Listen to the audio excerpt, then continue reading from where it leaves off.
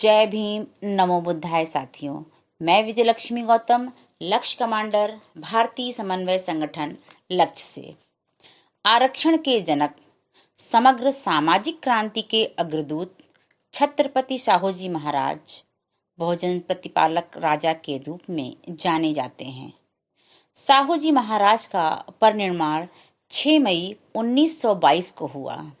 आइए लक्ष्य संगठन की तरफ से हम सब मिलकर 6 मई 2020 को उन्हें भावभीनी श्रद्धांजलि अर्पित करें और उनके जीवन संघर्ष को जानें। वर्ण व्यवस्था के कारण प्रवर्तक आर्यों ने ऐसा प्रावधान बनाया था कि शक्ति स्रोतों, आर्थिक, राजनीतिक और धार्मिक सभी पर मूल निवासी बहुजन समाज को रत्ती भर भी हिस्सेदारी नहीं मिली। शक्तिहीन बहुजन समाज को सदियों बाद किसी व्यक्ति ने पहली बार शक्ति स्रोतों पर हिस्सेदारी दिलाने का कार्य किया। वो थे कोल्हापुर के नरेश छत्रपति साहूजी महाराज। साहूजी महाराज का जन्म 26 जून 1874 में कोल्हापुर में हुआ। बचपन में इन्हें यशवंत राव के नाम से जानते थे।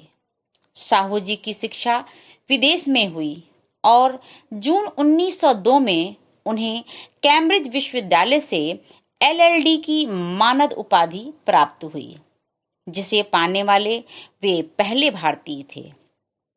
साहूजी महाराज ने देखा कि जातिवाद के कारण समाज का एक वर्ग पिस रहा है।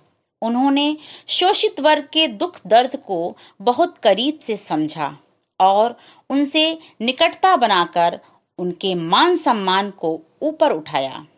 अपने राज्य में गैर बराबरी की व्यवस्था को खत्म करने के लिए देश में पहली बार अपने राज्य में पिछड़ों के लिए आरक्षण की व्यवस्था लागू की। शोषित वर्ग के बच्चों के लिए मुफ्त शिक्षा की व्यवस्था की। गरीब छात्रों के लिए छात्रावास स्थापित किया। साहूजी महाराज के शासनकाल के दौरान बाल विवाह पर ईमानदारी से प्रतिबंध लगाया गया। साहूजी महाराज ने ब्राह्मण पुरोहितों की जाति व्यवस्था को तोड़ने के लिए अंतरजाति विवाह और विधवा पुनर्विवाह कराए। साहूजी महाराज क्रांति ज्योति ज्योतिबा फुले से प्रभावित थे और लंबे समय तक सत्य शोधक समाज के संरक्षक भी रहे। साहूजी महाराज के कार्यों से मनुवादी भयभीत थे और उन्हें जान से मारने की धमकियां दे रहे थे। इस पर उन्होंने कहा कि वे गद्दी छोड़ सकते हैं, मगर सामाजिक प्रतिबद्धता के कार्यों से पीछे नहीं हट सकते। साहूजी महाराज ने 15 जनवरी 1919 के अपने आदेश में कहा था कि उनके राज्य में किसी भी कार्यालय और गांव पंचायतों में दलित पिछड़ी जातियों के साथ समानता का व्यवहार हो। उनका स्पष्ट कहना था, छुआछूत बर्दाश्त नहीं किया जाएगा। मनवादियों को दलितों के साथ मानवीय व्यवहार करना चाहिए। जब तक आदमी को आदमी नहीं समझा जाएगा, तब तक समाज का चौतरफा विकास असंभव है। पिछड़े दलितों के अपने इस महाराज का शासनकाल सिर्फ 28 वर्ष ही रहा।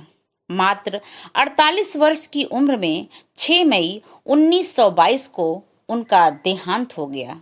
लेकिन जो मशाल उन्होंने फुले से प्रेरणा लेकर जलाई थी, उसकी रोशनी आज भी कायम है। छत्रपति साहूजी महाराज को कोटि कोटि नमन करें और श्रद्धा सुमन अर्पित करते हुए जय भीम, नमो बुद्धाय।